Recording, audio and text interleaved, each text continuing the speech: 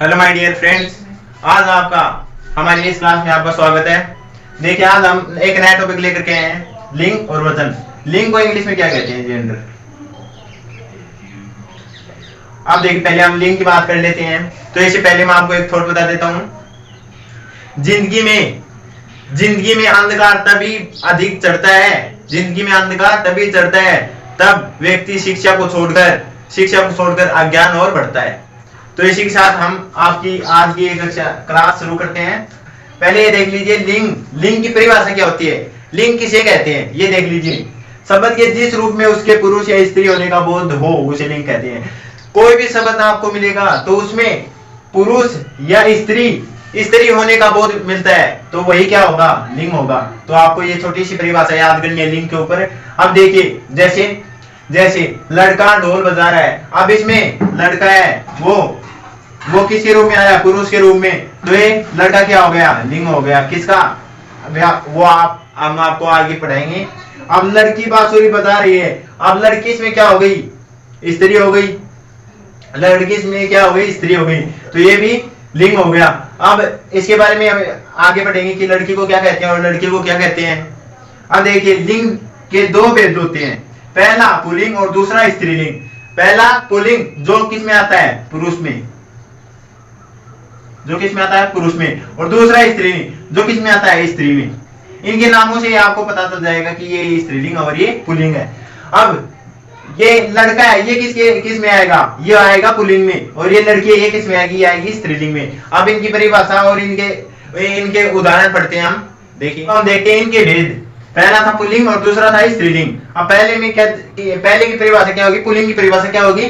जिन शब्दों का प्रयोग पुरुष के रूप में होता है उन्हें पुल्लिंग कहते हैं। जिन शब्दों का प्रयोग किसके रूप में होता है? पुरुष के रूप में। जैसे कोई मानव हो गया, हाथी हो गया, शेर हो गया, चूहा हो गया, बल्ला हो गया, या फिर और कोई भी जो पुरुष में आते हैं वो हो गए के रूप में होता है, उन्हें पुल्लिंग कहते हैं। जैसे मानव, हाथी, शेर, चूहा, बल्ला आदि।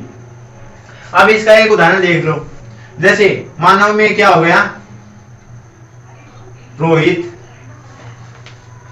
रोहित बाजार जाता है।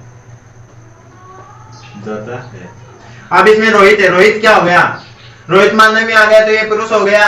अब इसमें रोहित है, ये पूरा सेंटेंस किस में आ गया? ये पूरा सेंटेंस आ गया पुल्लिंग में। अब ये देख लो, स्त्रीलिंग का भी एक छोटी सी परिभाषा है ये, और देख लो। जिन शब्दों का प्रयोग स्त्री के रूप में होता है, जिन शब्दों का प्रयोग स्त्री के रूप में होता है उसे स्त्रीलिंग कहते हैं। अब इन्हीं का देख लो, मानव का नारी हो जाएगा, हाथी का हाथनी हो जाएगा, शेर का शेरनी हो जाएगा, चूहा का चूहिया हो जाएगा, और बल्ला का गेंद हो जाएगा आदि। अब इसे क्या कहते हैं? स्त्रीलिंग। अब नारी में देख लो, सीता बाजार नहीं गई। इसमें सीता क्या हो गया? ये सीता नारी में ही तो आ रही है। अब ये भी क्या हो गई? स्त्रीलिंग। ऐसे शब्द आपको एग्जाम में मिल सकते हैं। तो ये आपका पुल्लिंग और स्त्रीलिंग हो गया। अब आपको कई बार ये भी दे देते हैं कि पुल्लिंग को स्त्रीलिंग में चेंज करो। अब कोई यहाँ पर पुल्लिंग की नाम लो, तो अब मानव को किस में? स्त्रीलिंग में चेंज करो, तो मानव का हो जाएगा नारी, शेर का शेरनी, डंडा का डंडी। तो ऐसे शब्द आपको एग्जाम में दे देंगे कि ये शब्द आपको दे देंगे एग्जाम में, पुल्लिंग को स्त्रीलिंग में चेंज करो। तो आप आराम से कर देना, कोई दिक्कत की बात नहीं है। तो ये आपका लिंग कंप्लीट होगा। अब देखते हैं वचन में क्या आता है। अब हम देखते हैं वचन को इंग्लिश में क्या कहते हैं? नंबर। अब इस नंबर से हमें पता चल रहा है कि इसमें क्या दिया हुआ है। अब देखिए आगे इसकी परिभाषा देख लीजिए। वचन की परिभाषा, शब्द के जिस रूप से उसके एक या अनेक होने का बोध हो उसे वचन कहते हैं। एक या अनेक। एक में तो जैसे लड़की हो गई या फिर लड़का हो गया। अब अनेक में क्या आ जाएंगे? लड़कियां हो गई, लड़के हो गए। तो इसमें अनेक में आ गया और वो एक में आ गया। तो अब देखिए, जैसे लड़की गा रही है तो इसमें लड़की किस में आ गई? वो हम आगे बताएंगे आपको। और लड़कियां गा रही हैं, इसमें लड़कियां क्या आ गई? वो भी हम आगे बताएंगे आपको। अब देखिए, वचन के दो भेद होते हैं। पहला एक वचन और दूसरा बहुवचन। पहला तो क्या होता है एक वचन और दूसरा बहुवचन। अब इनके नामों से हमें पता चल रहा है कि एक वचन जो एक वस्तु होगी, बहुवचन जो एक से ज्यादा होगी। तो अब इनकी परिभाषा और इनके उदाहरण देखते हैं। वचन और बहुवचन किसे कहते हैं, इनकी परिभाषा देखिए और इनके उदाहरण देखिए। शब्द के जिस रूप में आने उनके एक होने का पता चले उसे एक वचन कहते हैं। अब एक होने का, कोई भी वस्तु अगर एक है तो उसमें आप एक वचन का प्रयोग करेंगे, अगर कोई भी वस्तु दो है तो उसमें आप बहुवचन का प्रयोग करेंगे, उसे एक वचन कहते हैं। अब जैसे बिल्ली, बिल्ली अगर एक होगी तो बिल्ली आ जाएगा, अगर बिल्लियां अनेक होंगी तो बिल्लियां आ जाएंगी। अब गेंद, कुत्ता, पुस्तक आदि। अब इसका एक उदाहरण भी देख लो, जैसे वह है उसने एक कुत्ता पाला है।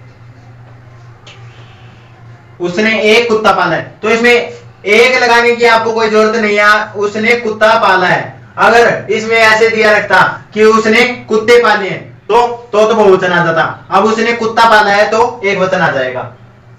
आप बहुवचन देखिए, शब्द के जिस रूप से उसके अनेक होने का बोध हो, शब्द के जिस रूप से उसके अनेक होने का बोध हो उसे बहुवचन कहते हैं। अब जैसे बिल्लियां, गेंदे, कुत्ते, पुस्तकें आदि। अब इसका भी एक उदाहरण देख लो, उसने, वह पुस्तकें लेकर आया। अब इसमें आपको अनेक या बहुत पुस्तकें लगाने की जरूरत नहीं है, आप अकेले पुस्तक ही लिख सकते हैं, क्योंकि इसमें बहुवचन तो हो गया पुस्तकें। अगर ये पुस्तक दिया रखता तो एक वचन हो जाता। अब यह आपका वचन भी कंप्लीट हुआ, वचन कंप्लीट। तो आज की इस वीडियो में हमने दो टॉपिक पढ़ा दिए, एक लिंग, एक वचन। तो आपको ये वीडियो अगर अच्छी लगी तो लाइक करें एंड शेयर करें एंड सब्सक्राइब करें, और कमेंट में हमें जरूर बताएं कि आपको ये वीडियो कैसी लगी। अगर कोई दिक्कत है तो भी आप कमेंट में लिख करके बता सकते हैं। Thanks for watching.